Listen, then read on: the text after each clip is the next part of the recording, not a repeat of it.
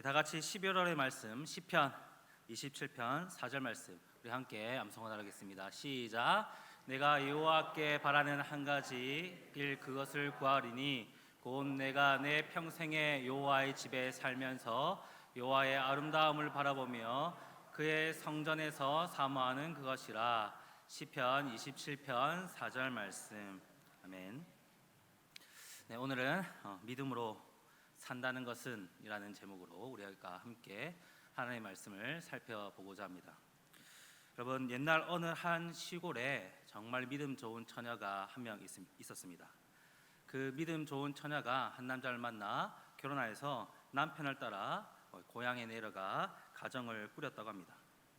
그런데 그곳에 도착하고 보니 그곳 시어머니가 불교에 다니고 독실한 보살이었다고 합니다. 그래서 며느리는 어쩔 수 없이 이 시어머니 몰래 교회를 나가기를 시작했는데, 그러다가 결국에는 시어머니에게 발각되어서 큰 반대에 부딪히고 말았습니다. 집안이 교회 문제로 난리가 나자 남편은 아내에게 딱 10년만 교회에 나가지 말고 가만히 있으면 그 후에는 어머니도 수그러들 것이니 그때부터 10년 이후부터 신앙생활 하라, 마음대로 해라, 그렇게 이야기했다고 합니다. 하지만 이 남편의 속셈은 10년간 교회를 다니지 않으면 어떻게든 포기하겠지라는 그런 속내가 있었습니다. 완고한 남편과 시어머니의 반대로 말미암아 이 믿음 좋은 그녀는 어쩔 수 없이 교회에 나가지 못하게 되었습니다. 하지만 그냥 교회에 나가지 않았던 것이 아니라 몸만 교회만 나가지 않았을 뿐 구역장에게 매주 부탁하여서 주보를 얻어서 혼자 집에서 예배를 드렸습니다. 그리고 그녀는 또 약방을 운영하면서 남편 몰래 구역장을 통해서 11조도 꼬박꼬박 10년 동안 교회에 보내기 시작했습니다. 그러니 하나님께서 복을 더하셨는지 갈수록 이 약방도 잘 되어서 돈도 잘 벌었다고 합니다. 시간이 흘러 그녀는 이 3남매를 낳게 되었고 그 아이들은 일반 유치원이 아니라 교회 유치원에 보내게 되었습니다. 그리고 크리스마스 날 행사가 있을 때마다 그녀는 꼭 목사님이나 선생님께 부탁을 드려서 3남매를 꼭 크리스마스 행사 순서에 넣게 하고는 항상 시어머니를 가도록 했습니다. 시어머니도 처음에는 교회가 못마땅해 안 가려고 했지만 아무도 안 가면 섭섭해할 이 손자들의 눈이 밟혀서 어쩔 수 없이 크리스마스 때마다 교회에 갔다고 합니다. 할머니도 처음에는 뒷자리에 앉아 있었으나 손자, 손녀가 재롱의 앞에서 무너져 결국 박수도 치고 야단법석을 떨었다고 합니다. 그렇게 긴 세월이 흘러 10년째 되는 날, 이 부인은 남편에게 정색을 하면서 말했습니다. 여보, 오늘은 바로 당신이 약속한 10년째 되는 날이에요. 그러니 이제 교회에 나갈 수 있도록 허락해 주세요. 그동안 저는 혼자 집에서 예배드리며 신앙생활을 아주 열심히 했어요. 그녀의 말에 남편은 깜짝 놀랐습니다. 10년 동안 교회에 나가지 않았으니 그 약속도 다 잊어버린 줄 알았는데 그녀는 무려 10년 동안 자신의 신앙을 흔들림 없이 지켜왔던 것입니다. 남편은 그녀의 말에 당황해서 어머니 방으로 쫓아 달려가 자초지종을 얘기하며 어떻게 해야 하냐고 물었습니다. 그런데 더욱더 놀랍게도 시어머니가 무릎을 탁 치며 하는 말이, 아들아, 한 사람이 예수 믿어서 우리가 이렇게 부자도 되고 집안이 잘 되었는데 이왕이면 우리 식구 모두 다 예수 믿고 더 부자 되어서 잘 살아보자꾸나 라고 했다라는 겁니다. 여러분, 그녀는 무려 이 10년이라는 긴 세월 동안 믿음을 잃지 않았습니다.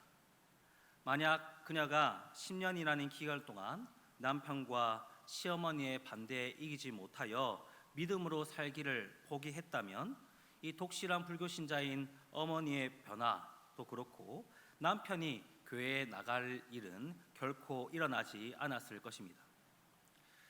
한 가정이 구원받는 정말 놀라운 역사가 일어날 수 있었던 것은 그녀가 10년간의 핍박에도 불구하고 포기하지 않고 끝까지 믿음으로 살아갔기 때문입니다. 여러분, 그렇다면 믿음으로 살아간다는 것이 무엇일까요? 도대체 믿음으로 산다는 것이 무엇이기에 이렇게 한 가정에 놀라운 변화를 일으킬 수 있었던 것일까요? 하박국 2장 5절 말씀을 보면 우리가 살펴봤듯이 의인은 믿음으로 말미암아 살리라라고 말씀해 주고 있습니다. 다른 말로 하면 그리스도인들은 믿음으로 살아가는 사람들이다라는 뜻입니다. 여기에 모인 우리 모두는 믿음으로 살아가는 하나님의 자녀들입니다. 그런데 많은 그리스도인들이 믿음으로 살아간다라고 이야기하면서 정확하게 믿음으로 살아가는 것이 무엇인지 모르고 살아가는 것을 볼 때가 있습니다. 여러분은 믿음으로 살아간다는 것이 도대체 무엇인지 이해하고 계십니까? 저는 오늘 말씀을 통해서 이 믿음으로 살아가는 삶이 무엇인지를 잠시 살펴보고자 합니다. 여러분, 첫째로 믿음으로 사는 삶이란 세상을 두려워하기보다 하나님을 두려워하는 삶이라고 할 수 있습니다. 여러분, 16절을 보겠습니다. 16절 말씀 우리 함께 읽겠습니다. 시작.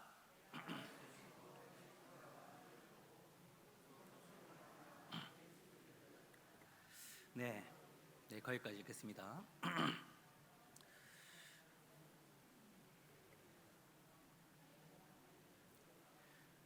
네, 감사합니다. 16절 보면 우리 앞에 스크린 나왔듯이 하박국이 내가 들었으므로 내 창자가 흔들렸고 그 목소리로 말미암아 내 입술이 떨렸도다라고 그렇게 고백하고 있습니다. 여러분, 당시에는 이 하나님의 심판의 도구였던 무서운 바벨론이 이 유다를 무너뜨리기 위해서 마병을 이끌고 오고 있는 상황이었습니다. 성경은 이 유다를 심판하는 도구인 바벨론이 어떤 자들인지에 대해서 지속적으로 하박국 말씀을 통해서 보여주고 있습니다. 여러분, 한번 찾아보면 하박국 1장 7절에서 8절 말씀을 한번 보겠습니다. 하박국 1장 7절에서 8절 말씀을 보면 그들은 두렵고 무서우며 당당함과 위엄이 자기들에게서 나오며 그들의 군마는 표범보다 빠르고 저녁 이리보다 사나우며 그들의 마병은 먼 곳에서부터 빨리 달려오는 마병이라 마치 먹이를 움키려 하는 독수리의 나름과 같으니라 그렇게 이야기하고 있습니다. 그리고 이어서 2장 5절 말씀을 보면 그는 술을 즐기며 거짓되고 교만하여 가만히 있지 아니하고 수월처럼 자기의 욕심을 넓히며 또 그는 사망 같아서 족한 줄을 모르고 자기에게 여러 나라를 모으며 여러 백성을 모으나니라고 그렇게 말하고 있습니다. 여러분, 이러한 성경의 증거들을 고려해 보면 정말 이 유다를 심판하기 위해서 오는 이 바벨론이라는 존재가 얼마나 무섭고 두려운 존재인지, 이 유다가 이렇게 무섭고 두려운 존재에게 억압당하고 멸망당하면 얼마나 끔찍한 일을 당할지 우리가 충분히 예상해 볼 수 있습니다. 그런데 이렇게 무섭고 두려운 바벨론이 지금 유다를 향해 오고 있는 상황 가운데 하박국은 현재 자신의 창자가 흔들리고 입술이 떨리고 몸이 떨릴 만큼 두려워하는 그 대상이 누구라고 말하고 있습니까? 여러분, 놀랍게도 하박국이 두려워하고 있는 대상은 현재 자신들을 멸망시키려고 달려오고 있는 이 바벨론이 아니라 하나님을 두려워하고 있다는 겁니다. 그 사납고 자비로하고는 없는 바벨론이 자신들을 죽이기 위해 달려오고 있는 상황인데도 불구하고 믿음의 사람 하박국 선지자는 바벨론을 두려워하기보다 오히려 하나님을 가장 두려워하는 사람이었습니다. 여러분, 하박국은 왜 하나님을 가장 두려워했을까요? 왜냐하면 하박국이 바벨론이 무섭고 두려운 존재인지 몰라서가 아닙니다. 그들이 무섭고 두려운 존재라고 할지라도 그들은 단지 하나님의 심판의 도구일 뿐이며 언제든지 하나님이 원하시면 먼지와 같이 사라질 대상이라는 것을 너무나 잘 알았기 때문입니다.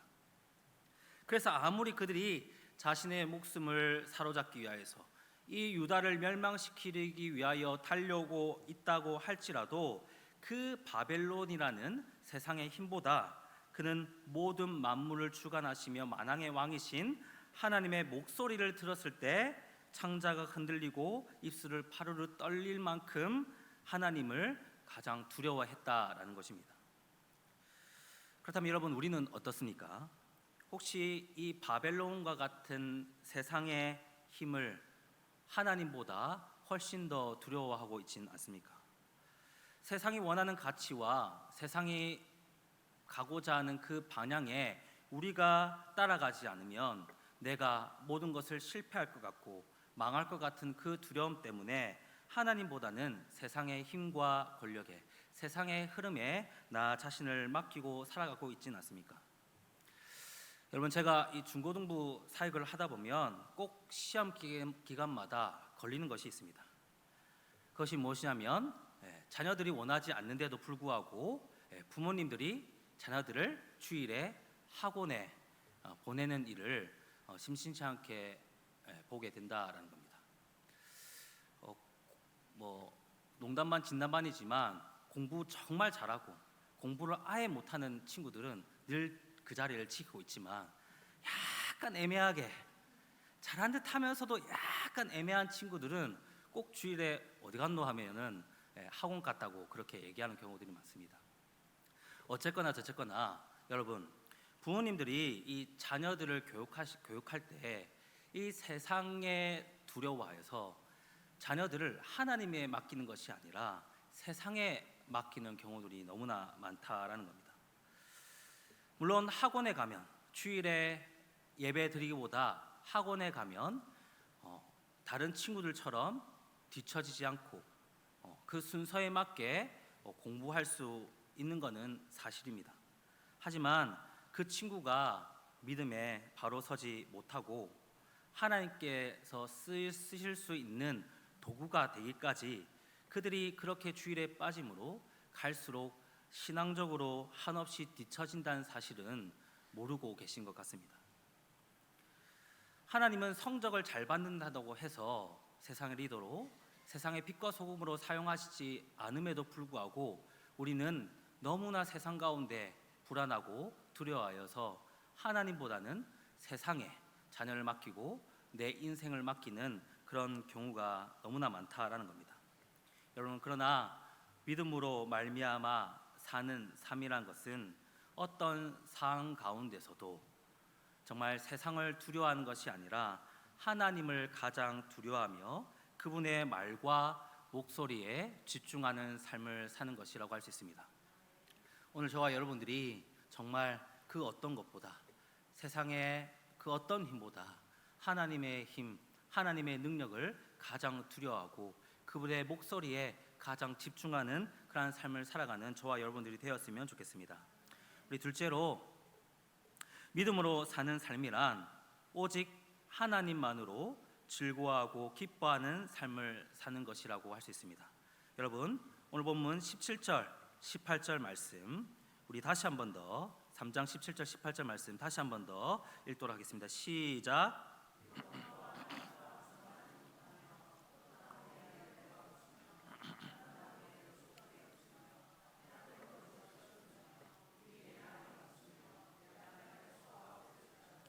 나는 여호와로 말미암아 즐거워하며 나의 구원의 하나님으로 말미암아 기뻐하리로다. 아멘. 여러분, 지금 믿음의 선지자 하바국은 물질적인 풍요와 안전이 없을지라도 하나님 여호와 한 분만으로 즐거워하고 그 구원의 하나님으로 말미암아 기뻐하겠다라고 그렇게 선포하고 있습니다. 여러분, 그러나 우리가 사는 세상은 그렇지 않습니다. 세상은 우리가 물질적으로 풍요롭지 않으면, 우리가 우리 삶 가운데 먹고 마시고 사는 문제, 입고 먹고 마시는 문제가 안전하지 않으면 우리는 결코 우리 인생에서 기쁨과 즐거움을 누릴 수 없다, 그렇게 이야기합니다. 그래서 세상 사람들은 기어코 어떻게든 자신의 인생과 시간을 다 투자해서라도 물질적인 풍요와 안전을 누리기 위해서 세상에 사로잡혀 살아갑니다. 그러나 오늘 하바국의 고백을 보십시오. 그는 세상 속에서 누리는 이러한 물질적인 풍요와 안전을 통해서 기쁨과 즐거움을 누린다라고 결코 말하고 있지 않습니다. 오직 여호와 한 분만으로 기뻐하며 즐거워한다, 그렇게 고백하고 있습니다. 여러분, 이것이 우리가 아는 진짜 복음이지 않습니까?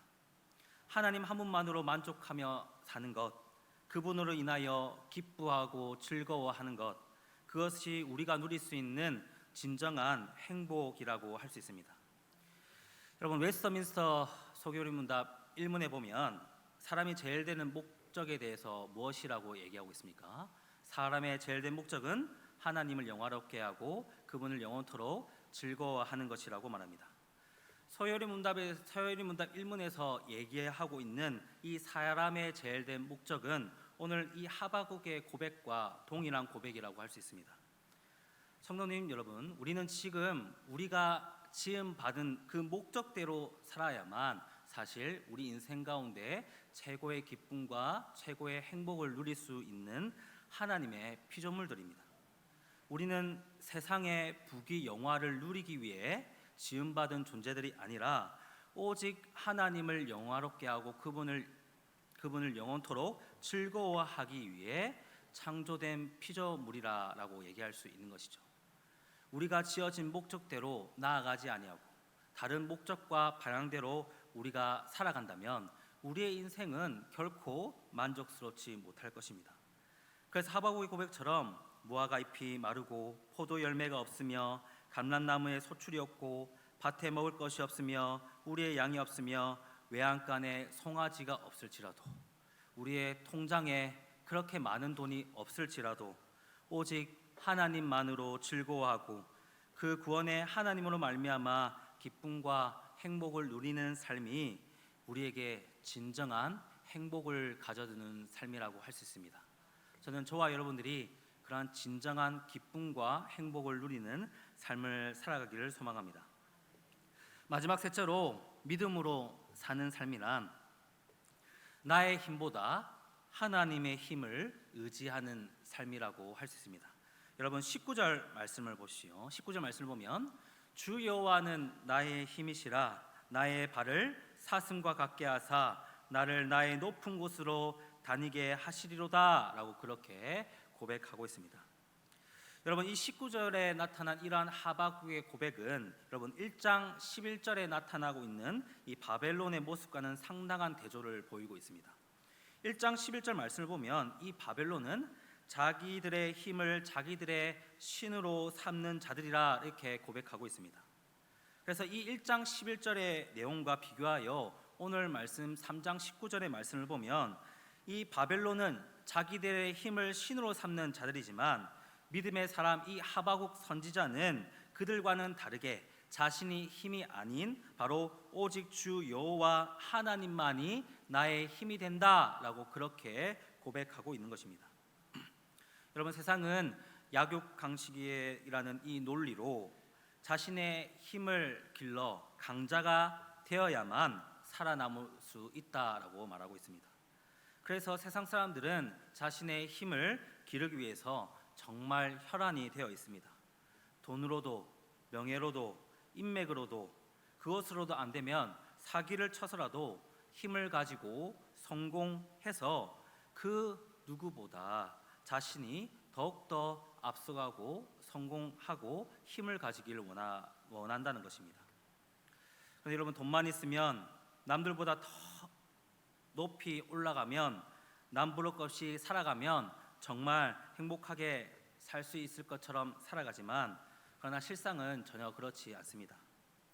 예를 들어 우리는 뉴스와 기사를 통해서 정말 심심치 않게 돈과 명예와 인기를 누렸던 사람들이 어느 날 갑자기 자살하는 경우를 우리가 보게 됩니다. 한때는 사람들에게 정말 큰 인기를 누렸고 부와 명예를 누렸지만 갑작스럽게 그들은 세상을 떠납니다. 여러분 이유가 무엇입니까? 부와 명예가 그리고 사람들에게 주어지는 인기가 그들의 삶을 행복하게 하지 못했기 때문입니다. 그들이 자신이 누리고 있는 인기와 그 물질적인 풍요가 그들의 생명을 붙잡고 있지 못했습니다. 여러분 우리 믿음의 사람들은 이렇게 세상이 말하는 것처럼 자신과 자신의 힘을 믿어야 살아갈 수 있다라는 이 세상의 가르침을 단호히 거부할 수 있는 사람들이 되어야 합니다. 그리고 하바국의 선포처럼 오직 주 여호와 하나님만이 나의 힘이 되신다라고 고백하며 하나님만 의지하는 삶을 살아갈 수 있어야 하는 것입니다. 여러분 19절 말씀을 다시 한번 보십시오. 하나님을 바라보고 하나님만이 나의 힘이 능력이 되신다라고 그렇게 고백하며 살아가는 자들에게 어떠한 것들이 주어진다고 얘기하고 있습니까? 바로 사슴과 같이 껑충껑충 뛰며 만유의 주이신 하나님이 주시는 도움 안에서 살아갈 수 있다, 그렇게 말씀하고 있지 않습니까? 따라서 우리는 이 약속을 붙잡고 나의 힘과 능력에 의지하며 살아가기보다는 하나님이 주시는 그 힘과 능력을 의지하여 살아갈 때 우리는 정말 하나님이 주시는 도움 안에서, 하나님의 은혜 안에서, 하나님의 인도하심 안에서 살아갈 수 있는 그러한 행복을 누리는 삶을 살아갈 수 있을 것입니다. 여러분, 말씀을 정리하도록 하겠습니다. 사랑하는 성도 여러분, 믿음으로 살아가는 것이 무엇이라고 말씀하고 있습니까? 믿음으로 사는 삶이란 첫째로 세상을 두려워하기보다 하나님을 두려워하여 그분의 주권을 인정하는 삶, 두 번째로 세상의 부귀영화가 나에게 없을지라도 하나님만으로 즐거워하며 기뻐하는 삶, 셋째로 나의 힘보다는 하나님의 힘을 의지하는 삶을 사는 것이 바로 믿음으로 사는 삶이라고 그렇게 이야기하고 있습니다. 우리는 믿음의 사람들로서 세상이 말하는 헛되고 거짓된 그 복음을 쫓아 살아가는 자들이 아니라, 그것들에 우리의 마음을 주는 것이 아니라 바로 하나님, 그 믿음으로 말미암아 살아가는 그 믿음 안에서 우리는 살아가야 할 것입니다. 여러분, 세상 안에서 살아가는 삶이 매력적으로 느껴지십니까? 아니면 믿음으로 살아가는 삶이 매력적으로 느껴지십니까? 오늘 저와 여러분들이 오직 믿음으로 살아가는 삶이 가장 매력적인 삶으로, 여러분들이 당연코 살아가야 할 믿음의 삶으로, 그 목표로, 표대로 바라보고 살아가길 소망하는 저와 여러분들이 되기를 소망합니다.